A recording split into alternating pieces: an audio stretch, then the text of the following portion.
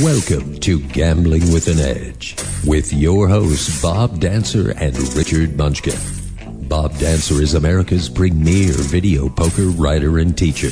He's written 10 books, including Video Poker for the Intelligent Beginner and the best-selling $1 Million Video Poker. He helped develop the computer software Video Poker for Winners, and in 2004 he was inducted into the Video Poker Hall of Fame. Richard Munchkin has been a professional advantage player for over 30 years and is in the Blackjack Hall of Fame.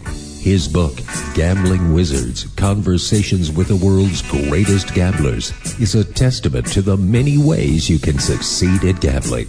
The goal of the show is that you'll be a more knowledgeable gambler tomorrow than you were yesterday. And now, here are Bob and Richard. Good morning.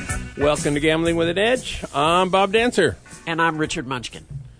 Our guest today is Jeff Hwang, a repeat visitor from last week. Jeff has written 4 books on Pot Limit Omaha, in addition to designing new games. We'll be talking to Jeff in a few minutes. This is our first show for Vegas AllNet Radio. We're doing it on a Tuesday morning rather than a Thursday evening. Yeah, it sounds odd to hear you say good morning instead of good evening. I thought that was a subtle change. I didn't know if anybody would notice that, but good. Thank you. We're doing it on as a side. I actually prefer good morning. I use good morning as a all-purpose greeting. Somebody calls me at 6 o'clock tonight, and I'll answer the phone with good morning. So it is so much easier for me to say good morning, welcome to Gambling with an Edge. Before, when it said good evening, it was just so much against my style. But now I'm in my comfort zone. I feel better already. Oh, good. Now, we're still in the same suite of offices, but in a different studio. And from our mind, it doesn't feel a whole lot different. Hopefully you'll find the same is true for you. We've been following the legal case of Paul Phua and others. These Malaysian gamblers are accused of taking large bet from the villas at Caesars Palace here in Las Vegas during the World Cup soccer matches. The FBI suspected they were doing this, so they had Caesars cut off internet access to the villas. Posing as internet repairmen, FBI agents came in with hidden body cameras and used the film to get search warrants. Last week, a district judge in Las Vegas says using this ruse violated the defendant's Fourth Amendment rights, and at least part of the evidence gathered was thrown out. Over the next 2 shows after today, we're going to be having lawyers on. Nelson Rose will be here next week, and Bob Loeb the week after that. You can bet we'll be talking to both of them about this case. Do you have anything to add before that, Richard? No, I'm just happy that they threw it out. It seemed absurd to me, but so yeah, that was once in a while they get it right. All right. Now we've been following the Jeopardy adventures of former poker player Alex Jacobs. He had a great run, 150,000 or so. He lost last night, but he's still likely to be in the Tournament of Champions later in the year. I thought he did well. I thought the Twitter comments on that people posted were kind of enjoyable to read. So it really bothered some people that he jumped around and around. It really bothered some people he didn't have a bigger personality. I call those people hall monitors. Hall monitors? And there are a lot of dealers that are like that, that are, you can tell they were hall monitors when they were a kid. Don't run in the hall, and you have to follow all the rules. And there are certain dealers that just I find really annoying because they nitpick about all these rules that really have nothing to do with them, but they've taken it upon themselves to enforce these things. Like they'll see people walking by and ask to check their ID. The guy's not even playing at their table, and they want to, check their ID just because they got a little bit of power. And anyway.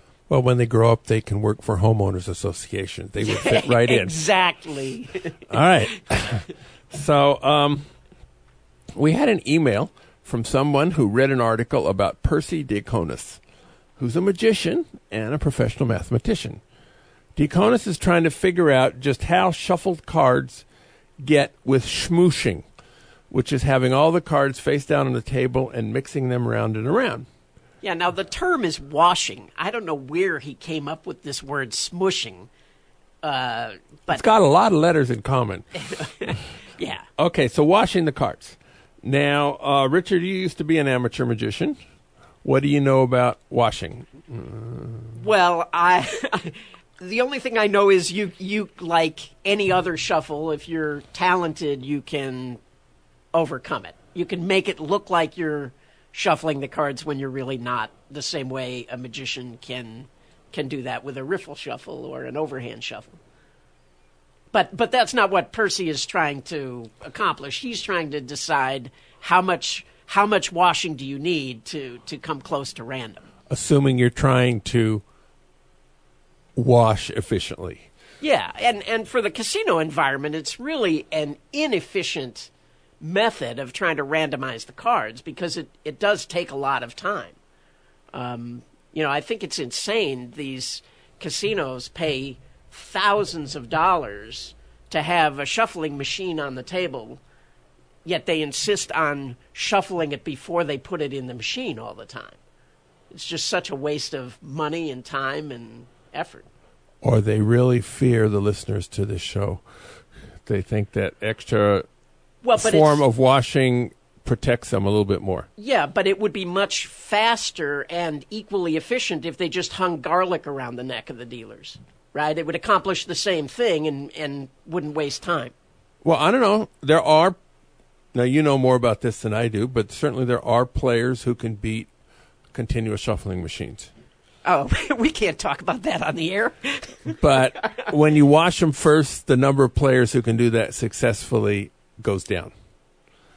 And garlic is not going to affect that. It might affect the number of people at your table. But, all right. Richard's giving me a look saying, let's talk about something else. Okay. Our guest today is Jeff Hwang. It's been almost 5 days since Jeff was last on the show. Jeff has written several books on various forms of Omaha poker, and in addition is designing new table games. Jeff Hwang, welcome back to Gambling with an Edge. Thank you. Now, before we actually get to the Jeff interview, there's an interesting man versus machine poker tournament taking place beginning later this week. A professor named Tomas Sandholm from Carnegie Mellon University, which is in Pittsburgh, has created a heads-up Texas Hold'em program called Clodico, which uses artificial intelligence to determine the best possible strategy. The press release does not say whether it's limit hold'em or no limit hold'em. The latter would be a far more impressive achievement. Anyway.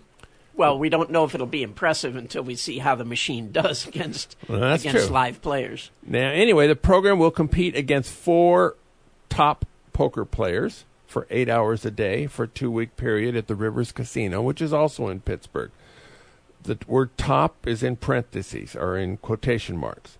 The poker players chosen to compete, Doug Polk, Don Kim, Bjorn Lee, Jason Less, may be excellent players, but they're certainly not household names. Jeff Hwang, how do you think this is going to turn out?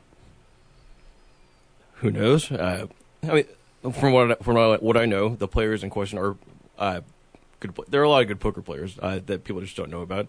But from what I know, these players that have been chosen are high stakes players, and they're legitimate winners. And we'll see what happens when they play a computer. Here's my prediction. My prediction is that if they're playing limit hold'em, the computer will win, and if they're playing no limit, the computer will get crushed. That's my prediction. So, all right. I think it might be no limit. You think it might be no limit? I read an article where the guy in question who had made this program was creating a no limit hold'em program. So I think it's a good chance it might be no limit hold'em. And I would think it's not going to get crushed. They're not going to get crushed. That'll make it much more interesting. So I wonder if this will be live streamed on the internet or something. It is. It is live streamed. But it's like 8 hours a day for 2 weeks. So there's a lot to watch. And Oh, actually, that's right. It's going to be on Poker Night in America as well. Maybe. Yeah, no, I originally saw this article. It went up on Nolan Dalla's blog and was almost immediately taken back down. And there's something on his blog that says this was removed until we can add further details or something like that. But as I recall now, he did say it was going to be carried on Poker Night in America. Okay, well, I mean, No Limit Hold'em players use a table presence as part of their information. They, however fast the other player plays or various tells. I mean, the tells at the highest limit are relatively small, but they're still there. And the speed of decisions and stuff is still there. Now, when you're playing against a computer, those things go away. That's a significant. When you're playing online, those things go away. Other than the speed of how quickly somebody, makes their decision, right? You don't pick up any tells when you're playing online, which correct. A lot of the highest stakes players do. So, and I would think a lot of them would randomize the amount of time they take in making their decisions as well. Well, one thing that's happening in No Limit Hold'em today is that a lot of the play is based on game theory. So they have game theory optimal strategies. And so the question is probably whether this computer has a game theory optimal strategy for playing this game. If not, it's exploitable. And so they'll be able to exploit the computer's strategy, theoretically. If they know the game theory, the optimal game theory better than the machine does. But assuming if the machine is not playing game theory optimal strategy, it's exploitable by definition. Well, yeah, but I don't think the players are physically capable of playing game theory optimal. They can, so the question is who can approach it, who can get closer to optimal, right? I mean, so the idea is that the computer, if it's not playing optimally, it's making mistakes. So, I don't really know Hold'em that well, but that's the idea, and we'll see what happens when they play this computer, and it'll answer all of our questions. Yeah, right. All right. So, Richard, you think so assuming it's No Limit, you think the players are going to kick ass, and I think it's the other way around. We have the makings of a bet here. Think of appropriate stakes for the end of the show, and we'll do something. Okay. I got $10. $10. Well, which side are you betting on? Yeah, which side are you on? If it's No Limit Hold'em, I will bet the players. All right. Yeah. Well, I'll flip a coin that is. I will bet that is No Limit Hold'em, and I will bet the players. Oh, well, good. So I'll cover that $10, and I have a little bit left over, Richard, if you want to. Sure. All right. Good. So, personally, I'm new to Omaha. Now, I had not studied Omaha at all until I read Jeff's first book, preparing for the interview last week, and now I've read a little bit of his second book. So I watched YouTube under Omaha to get a feel for how it was in real life. Now, of the Omaha offerings, I picked kind of at random the 2008 World Series of Poker Pot Limit Omaha $10,000 bracelet event, more or less at random. And now I had a little bit of knowledge, but the guys in this final table were playing hands, Jeff, that you called trash in your book. Now, some of that can be explained by the fact that the table size kept getting smaller and smaller as the players busted out. But part of it is using your strategy would have made someone the tightest player in this game. Is that a fair assessment? Yes and no. So there are really three answers to this question. You've only given us two so far. The three basic other questions. So basically, short stack and short-handed tournament play, with like 40 blind stacks, is very different from deep stack, full rank play, cash game play. So in a cash game, when you have 150 blinds or 200, 300, 400 blinds deep, you really need hands that are projectable.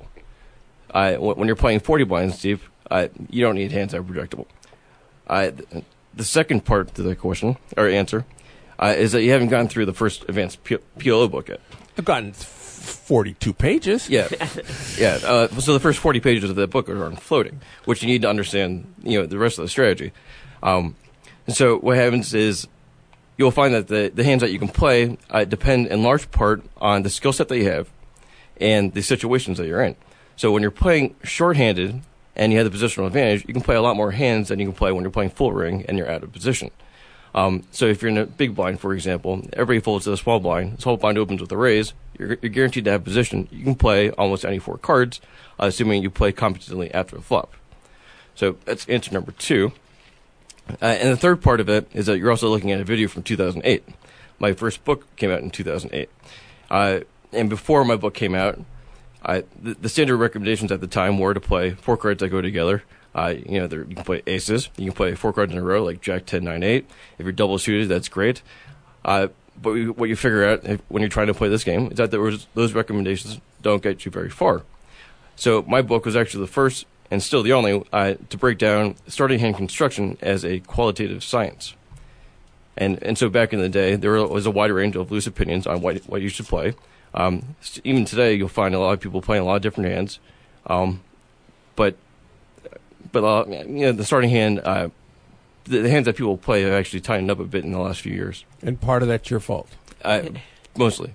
So what you're saying is if Bob went back and looked at the 2014 Pot Limit Omaha World Series, he would find the play at the final table much different. You would find that it looks. You have to read the first advanced book first, but and then it will start to look more recognizable. Okay, good. Now, last time we discussed the first half of your entry-level book, which was still is called Pot Limit Omaha Poker, the Big Play Strategy. About halfway through the book is a 100-page section on Limit Omaha Hi Lo. Let's talk about that now. Take about 5 minutes, Jeff, and explain how Limit Omaha Hi Lo is different from Pot Limit Omaha. Okay, so I probably don't need 5 minutes for that. Basically, Limit 08, or Limit Omaha Hi Lo, has a limit betting structure. It's a split pot game, so the high hand wins half the pot. The best low hand wins half the pot, unless there is no low, in which case the high hand wins the whole pot. You can also win the whole pot if you bet and everybody else folds. It's significantly less volatile than PLO, and is probably more hand valuation driven even than PLO. And particularly at really small stakes like 4-8, 5-10, 6-12, it doesn't necessarily require a whole lot of skill. Which should get to your next question. Good. Speaking of my next question, after the last show, we had a snack together, and you indicated that if I played the $4, $8 Limit Omaha Hi Lo game at the Orleans here in Vegas, and I basically waited until I got ace deuce and kept betting it as long as a low was possible, that I'd make some money. Now, if I read and understood the 100 pages from your Pot Limit Omaha book, how much could I make and what kind of bankroll would I need? So, yeah, I mean, at 4-8, you don't need much of you definitely don't need much of a bankroll, a couple grand, $2 or $3 grand. And you could beat the 4-8 playing only ace deuce. You might not win a whole lot. It might not be all that enjoyable. But, for having never played the game before, if you only played ace deuce, you only draw to the nuts, you should do okay. But if you read those 100 pages in that book, you should be able to play at least up to about 10-20 or 15-30 pretty competently. And you should be a pretty good-sized winner. Part of the problem is a lot of these 10-20, 15-30, 20-40 games that used to be popular like 10 years ago are mostly dead. The game is largely solved at these stakes, at the low-limit full ring games. And a lot of these games have been replaced by No Limit Hold'em and Pot Limit Omaha. The games are largely solved? At really low stakes. So the full ring, low limit Omaha is basically solved. And that was your fault again? I mean, yes and no. What games can be found, and when you say you can be a pretty good winner, I'm asking this because I have a friend who just lost his job, and I said, I think you could just go play Hi Lo Omaha, and you won't need much of a bankroll, and you should be able to make, what, $10 an hour, $20 an hour? I mean, if you're playing 4-8, you might be able to make $10 an hour. Back so this is 7 or 8 years ago. I used to play 10-20, twice a week. We had this great game in St. Louis, a lot of action, and using his X strategy in my book. And if you're a pretty competent player, you should be able to make $20, $30 an hour. The problem is the game's tightened up a lot in the last 7 years because a lot of it was populated by a lot of older players who aren't necessarily around anymore. And all of the younger players have gone on to play big bet games like PLO and No Limit Hold'em. So that's a big part of the reason that these games are dying out. Today in Las Vegas, you can find 8-16 at the Orleans. I have not spent a lot of time playing that game, so I couldn't tell you exactly how much you could make. It's probably a lot tighter than the 10-20 games used to be. But one big blind an hour is a reasonable number? I would think so. Yeah. All right. Watching No Limit Hold'em on TV today, you see a lot of Hollywooding, which basically means taking a long time to pretend to decide about something that's really quite simple. Compared to Hold'em, does Hollywooding occur about the same amount in Omaha, less, more, and how come? Pretty much not at all. So what you'll find is when you play PLO is that it actually plays a lot more like limit poker. It's very fast up until the really big decisions, like on the river, for example. Because for the most part, there's a fixed bet size. Everybody bets, for the most part, bets the full pot, except on the river or when the board is paired. So you don't have to spend a lot of time thinking about your decision. You know exactly if you're going to play. If you're not going to play, you're going to fold. The other thing that happens in Hold'em is that you only get 2 cards. So people spend a lot of time trying to make their 2 cards look like a lot of different hands. You don't have to do that in PLO because you have 4 cards.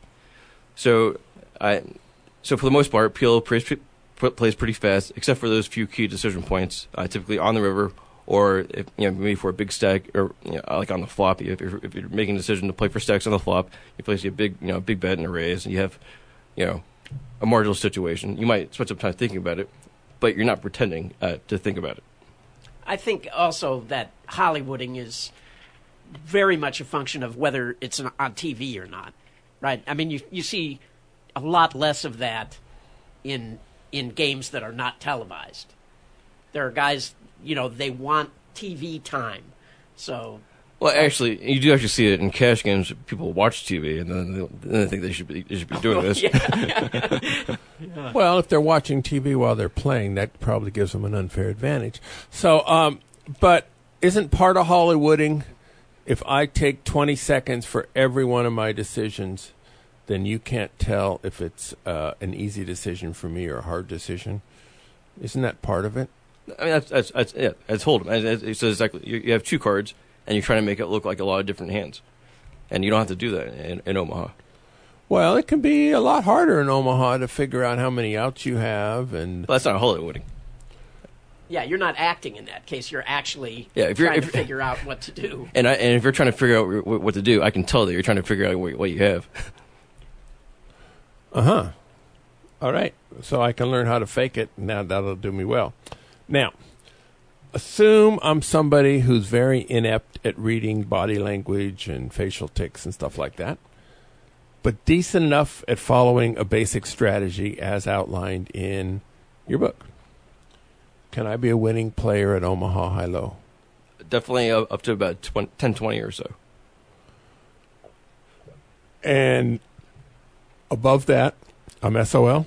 So above that, so once you get to about 15-30 or 20-40, the game starts to tighten up and start to become a lot more aggressive.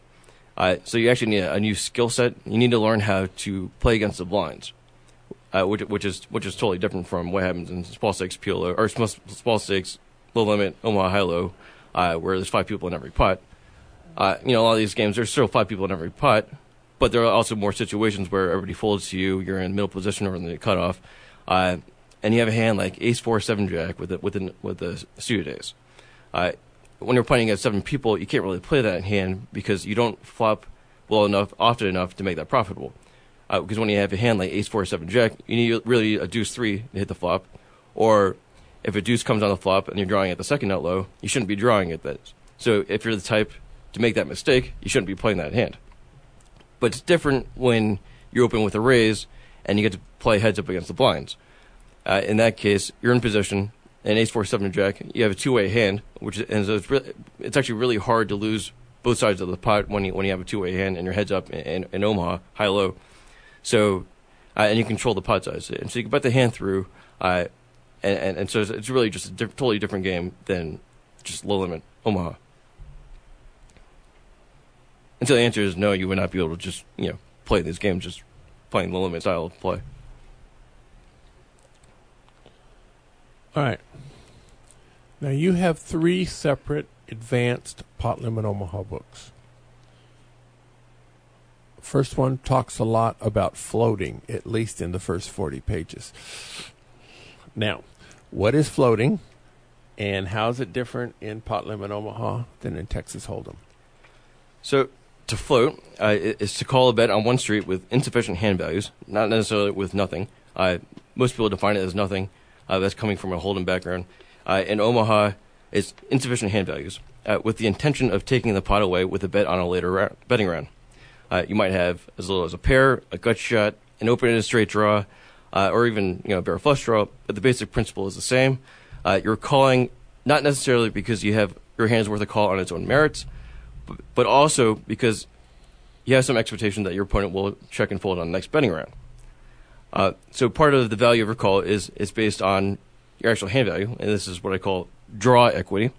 The other part of your call is based on float equity, or the expectation that your opponent will check and fold. Now, the most common situation that has occurred is in short-handed pot. So let's say you're on the button, the cutoff opens with a raise, you call, everybody else folds. Your opponent will see bet the flop, maybe 70-80% of the time, maybe a lot more depending on who he is. And you call that bet on the flop, and then your opponent checks the turn, and you bet and he folds. That's a standard situation, happens all the time. Now, if your opponent is the type of player who will bet the turn, follow the second bet on the turn, you will call less often on the flop. If he is a type to check and fold, most of the time on the turn, then you'll call him more often. And if he's the type to do that, you also call him more often pre-flop. And so when most people describe floating, they describe it as a special play, as a special form of bluff. But what actually happens is it's standard operating procedure, and it's part of the flow of the game when you're playing short-handed PLO and also Hold'em as well. One of the other differences between PLO and Hold'em is that floating is a lot stronger in PLO because it's a lot like when your opponent's out of position and heads up. Every hand a dog to hit the flop board. So when your opponent's betting 100% of the time on the flop, you can't have a hand 100% of the time, or even 50% of the time. So and it's a lot easier for you to have him beat if he has one pair or no pair. It's easier for you to have a pair, two pair. Easier to have a draw and improve. And so it's a lot, your hand's always going to be a lot scarier in PLO than it is in Hold'em. Now, let's say you were in a PLO game with both Richard and me, and the only reason I'm in this game is because I mixed up my medication this morning. Now, you recognize Richard, and you thought he appeared to be pretty knowledgeable, and you figured I was a raw beginner because on the very last hand, the dealer had to remind me that I needed to use exactly 2 cards from my hand and 3 from the board to make it. So, which of the two of us would you be more likely to run a float against, and why? It's an interesting question. Thank you. So, what a float requires is that a player A must bet the flop or turn, and then B, you must check the next street and fold to a bet. Right, that's the first thing that requires. So, in a multi-way pot, floating opportunities are special situations. In a short-handed pot, as we just described, is standard operating procedure, and usually happens when a player opens with a raise pre-flop and c-bets the flop. So, this requires that you're capable of opening with a raise pre-flop and then c-betting the flop. C-bet is a continuation bet. It's pretty automatic and no limit, is it? Not so much in Pot Limit? This is also a hot topic in the first advanced Pot Limit Omaha book. After the first 40 pages, unfortunately. Yes. So because coming from Hold'em, when this is automatic, people think this is a really strong play. You have to c-bet the flop in PLO.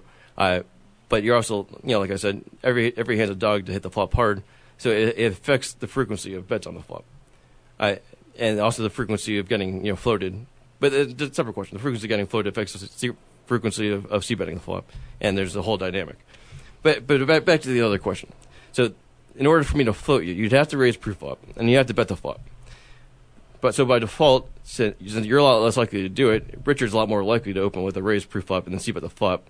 By default, I'm far more likely to float Richard than you. Even though he's a stronger player. Well, because you're not likely to raise pre-flop and then c-bet the flop. Now, that said, I would float you too.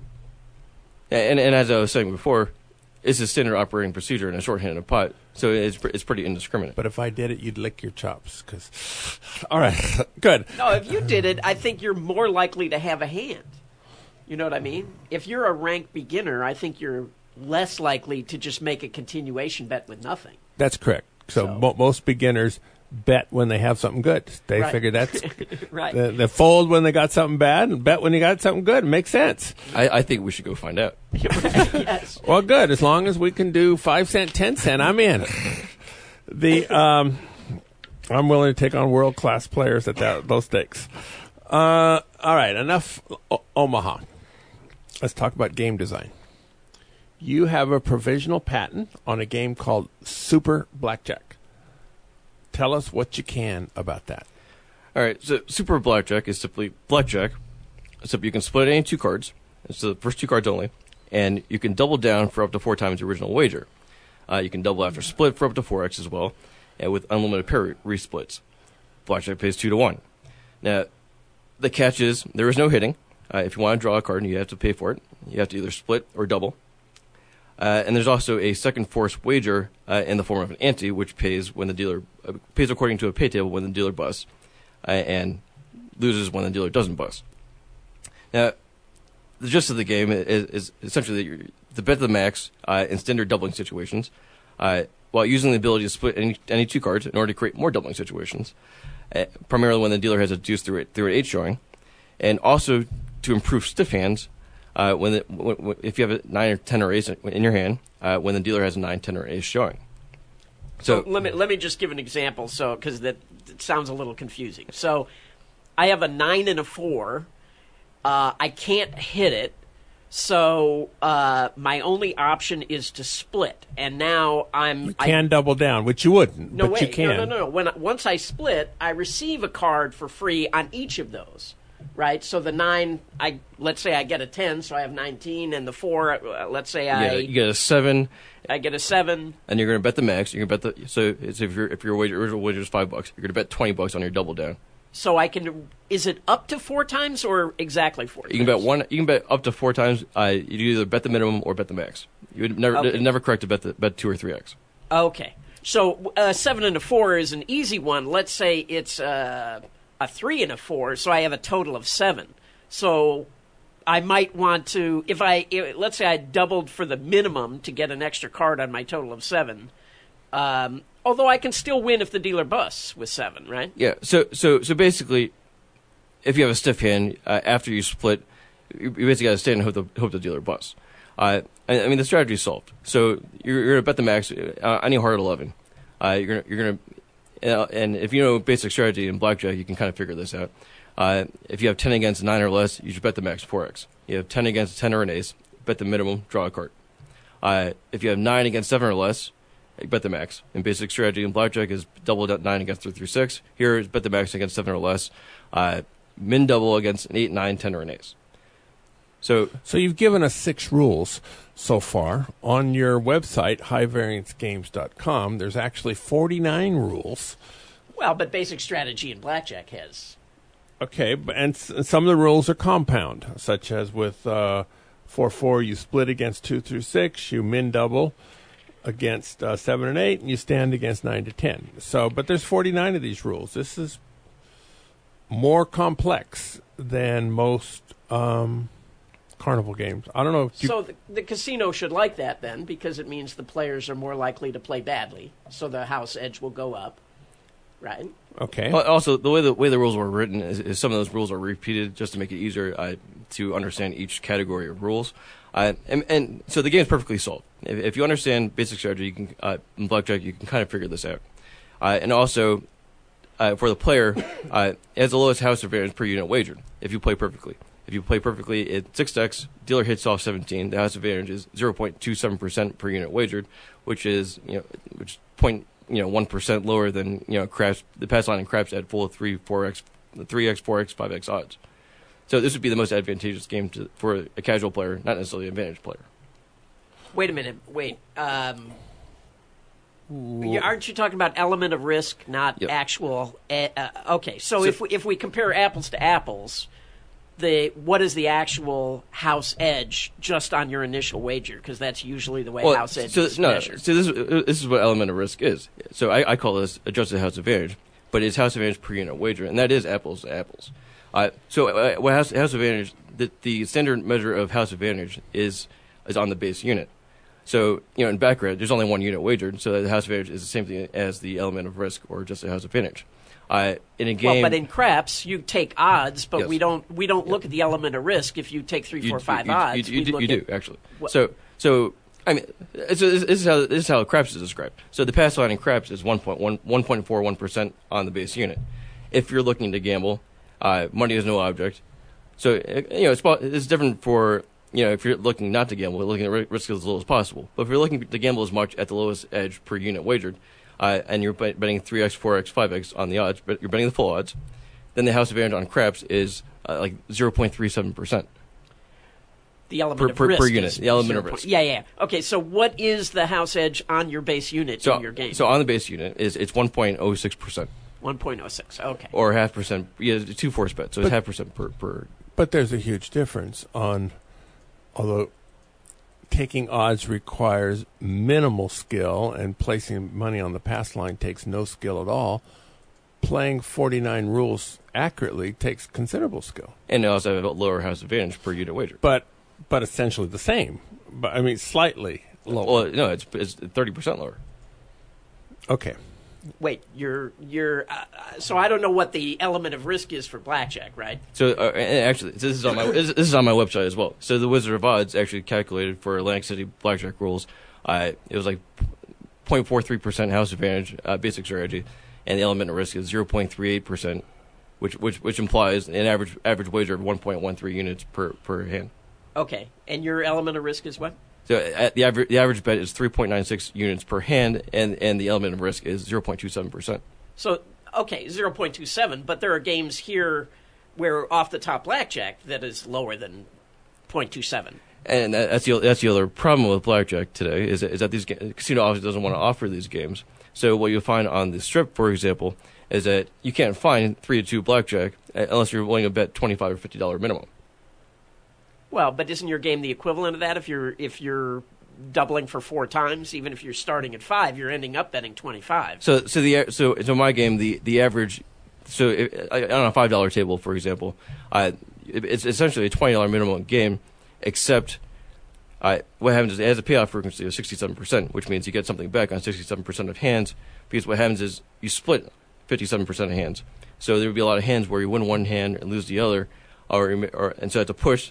Which is a payoff. So it's actually technically it's a lower variance $20 minimum game or a high variance $5 minimum game. So in your game, blackjack pays 2 to 1, right? Yes. So is the game? What all our listeners want to know is the game countable? No. So I mean it would be, except it's not going to be countable because it would have to be dealt from a continuous shuffler, and the problem is, why would it have to be? Because it would be absurdly countable. Oh, okay. So now we're like this game. Yes. Yeah. I mean, that's these are the things you have to think about as a game designer. Is what the casino would want and what the player would want. This is a compromise between not allowing a countable game and having a low edge game. That if you came to gamble, this is the game for you. If you didn't come to gamble and you want to bet the minimum, and you actually can't play $5 backer on the strip anyway. But well, the other thing that might be good about this is it's the potential for the casino to misrate you, or are you telling them how they should rate the players who play it? I have nothing to do with that. Okay, so there's potential there. I mean, if they rate you as a $25 player, thinking that their edge is 2% on $25, then that could be potentially good as well. Right. I mean, I guess thinking from an advantage player's perspective, yes. Yeah, well, yeah. That is the name of the show, right? Gambling with an edge. Right. We're talking to Jeff Hwang. We're going to do some commercials now. And we're going to come back and talk about an article that we referred to last week called The Death of Blackjack and What Games Are Replacing It. The South Point has more than 10,000 games, returning more than 99%. This is more than anyone else has. On Sunday, Mondays, Tuesdays, and Wednesdays, there's a $500,000 swipe, spin, and win promotion. That is, play 3,000 points, go to a kiosk, and spin a virtual wheel. Prizes at the top end are $50 or $25 free play. At the bottom end is 2,500 points worth $750, a free breakfast buffet, or $10 restaurant credit. It's a random draw. So even though I've been playing there for a long time and get a good mailer, my chances at a good prize are no greater than somebody who just signed up today. Over the first couple weeks, my average spin has been slightly in excess of $20 for the $300 worth of points on playing on an even game. So it is a good low roller play. At the Palms, on the weekly 7 p.m. drawings Friday night, winners share $10,000. Top prize is $3,000. You don't need to be there to win. You need to claim the prize by midnight or it goes away. They have multiple drawing entries on Fridays. PFP, play for prizes through April 10th. I'll skip that part. From now until April 24th, which is the end of this week, is going to be Lowe's gift cards. Up to $185 of Lowe's and $5 at Coffee Bean may be redeemed Monday through Friday at a rate of 0.20% for video poker players. At videopoker.com, it's the best place to play lots of games. The gold membership, it'll get you correction on numerous games. They have a game of the week every week, and cash prizes are given to the winners. The winner this week, or the game this week is Multi-Strike. Multi-Strike is a 4-line game where you pay for all 4 lines up front. You play the bottom line. If you win, which means at least get your money back, then you get to play the next line at double the stakes, but you don't have to pay anymore. If you win there too, then you play the next line up at 4 times, and the top line is at 8 times. There are 4 different strategies to learn, because in regular video poker, when you're finished with a hand, it's over. But here, if you score on a hand, you get to play for free at this point a game with higher stakes for double the stakes. So the more of those free things that are in the future, the more you tend to take a sure thing rather than a speculative hand. The Video Poker for Winners software allows you to get the perfect strategy for any pay schedule. All right, let's talk about the game, the article that Jeff Hwang wrote a few months ago for the Motley Fool. It's called The Death of Blackjack and What Games Are Replacing It. This last week we mentioned it. This week we have some time. So 30 years ago, blackjack games made up about 80% of the table games in the American casino. Today it's down to just a little above 50%. Jeff Hwang, what happened? What caused this decrease? All right, so a lot of this has happened in the last 10, 15 years. So actually in 2000, there were 3,700 blackjack tables in the state of Nevada. By 2013, that number was down to 2,700 tables. One of the things that's changed is the emergence of the continuous shuffling machine. That was the first big change. And actually, you have to go back 50 years to Ed Thorpe and beat the dealer. One of the things that really drove blackjack's popularity was the idea that the game was beatable and countable. So when you take away the continuous shuffling, or when you add the continuous shuffling machine, you take away card counting, and so you kind of reduce the incentive for the player to learn basic strategy, or even basic strategy. The other thing that's happened in the last 5 to 10 years is that 6 to 5 blackjack games have started to populate, casinos all over America, but especially on the Strip, and not just single deck 6 to 5. It's now 2-deck and multi-deck 6 to 5 on the Strip. So you can't play, traditional 3 to 2 blackjack on the Strip unless you're willing to play $25, $50 minimum hand, depending on where you go on the Strip. And so blackjack at 1.9% or whatever. So at 1.9%, even if playing perfect basic strategy, you can do a lot better at craps, pass line craps, 1.4%. And so if you're a new gambler or a millennial, or you haven't learned gambling yet, there's less and less incentive to learn even basic strategy for blackjack. It's just not even worth it. And so I think this will contribute a lot to the decline of the game, and this is why there are fewer tables, and why there are likely to be fewer tables in the future as fewer people pick up basic strategy for blackjack. And it's one of the things that's interesting about this is that they've had rule changes before, going back to beat the dealer.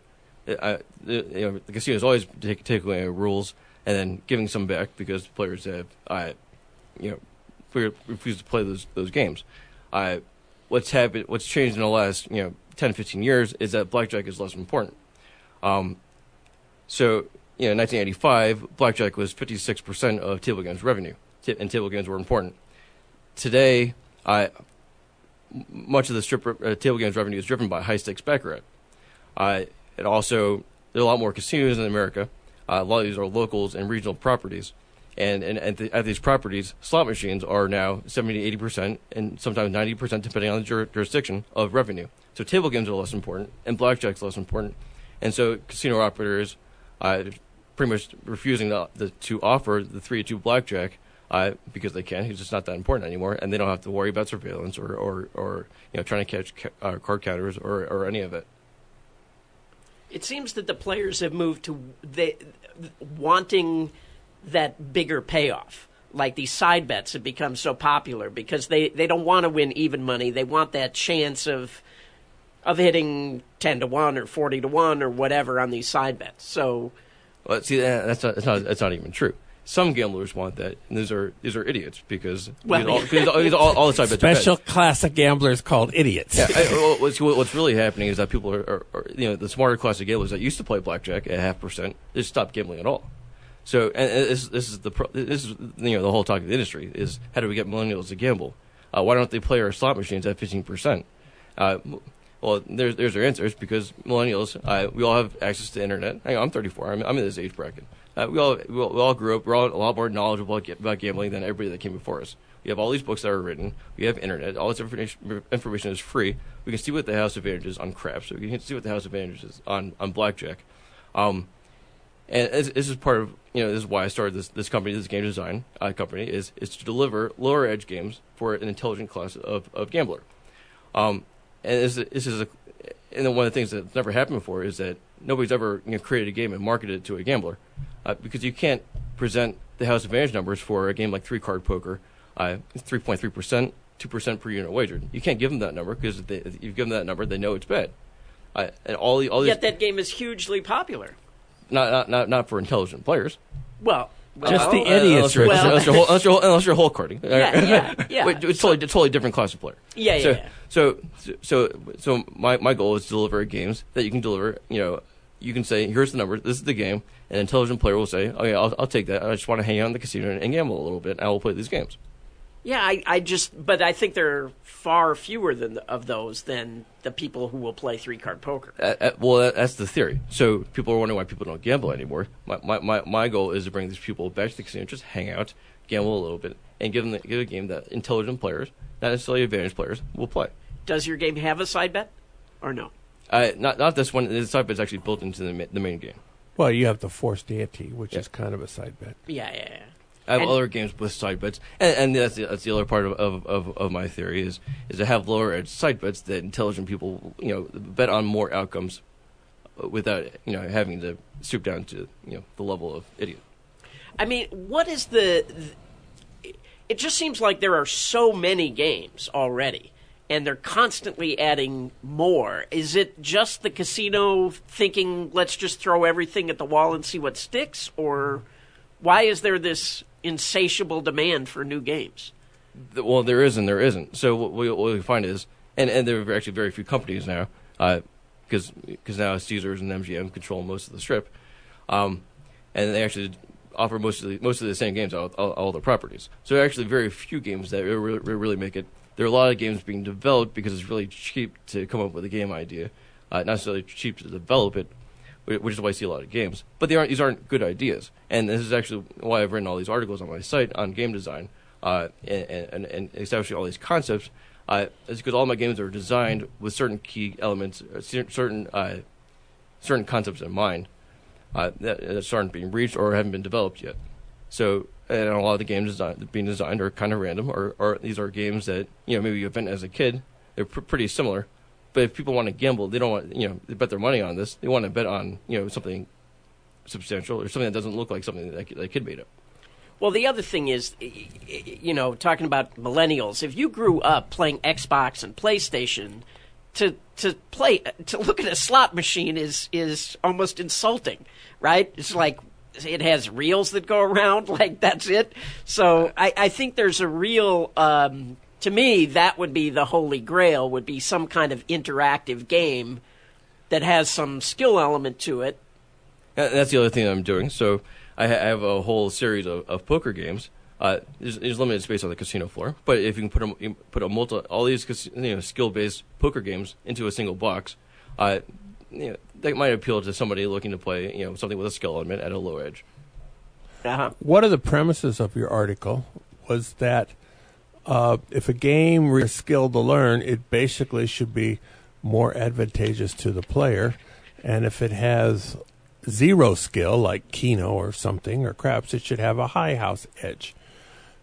And that generally holds true with a lot of exceptions. In video poker, it doesn't hold true at all. It's like the toughest game is Joker Wild, or at least one of the toughest, and it comes in 100% versions, and it comes in 92% versions. And the 92% version is no easier to play well than the 101% version. And so Deuces Wild is fairly simple to play, and some of the highest, for low stakes, the highest returning common quarter game in Vegas is a Deuces Wild game, and that's relatively easy. So your premise may be true for table games, but in video poker it's not true at all. Well, no, what I'm talking about is simple economics. So craps at 1.4%. 1.41% on the pass line requires zero skill. Baccarat, the banker bet Baccarat, is 1.06%. So it requires zero skill. So economically, if we're going to have a game that requires skill, it should have a lower house advantage, at least per unit wagered, than a game that requires skill. It's simple economics. If you're going to require a player to learn skill, then you have to charge a lower rate if he has skill. Yeah, and what he's saying generally holds true in that slot machines have zero skill, and the house advantage is way higher than video poker, where considerable skill. Actually, what you're talking about is price discrimination. So for example, the casino and casino does it all the time. So a 25% slot machine has a lower house advantage than a penny slot, and the casino doesn't want to offer Baccarat at $5 on the Strip because that's too low a house advantage. You have to pay $25, $50 minimum. Same thing with 3-2 blackjack. Actually, I heard that that a $5 blackjack table on the Strip would be a money-losing game for the casino. Just the cost of putting a dealer behind that table with a $5 minimum, it would be negative to the casino. Which is why they have to charge a higher house advantage. Right. All right. Or why you move those tables to the video blackjack. And why blackjack is kind of dying. Yeah. All right. So we have just a few seconds left. We did make our debut on Vegas AllNet Radio, and even though it's early in the morning and Jeff is a poker player, he's wide awake. Don't expect that true of all poker players. So thank you, Richard. Thank you, Jeff. Go out and hit lots of royal flushes, everybody. Good afternoon. You've been listening to Gambling with an Edge with your hosts, Bob Dancer and Richard Munchkin. Subscribe to the show in iTunes, and episodes will be delivered to you automatically every week. Archived versions of past shows may be found at bobdancer.com and richardmunchkin.com. We welcome emails at gamblingwithanedge@gmail.com. Bob Dancer and Richard Munchkin are both available on Facebook and welcome your questions. The sponsors for the show are the South Point Hotel, Casino and Spa, the M Resort, the Palms Casino Resort, and the website videopoker.com. Join us again next week for another Gambling with an Edge.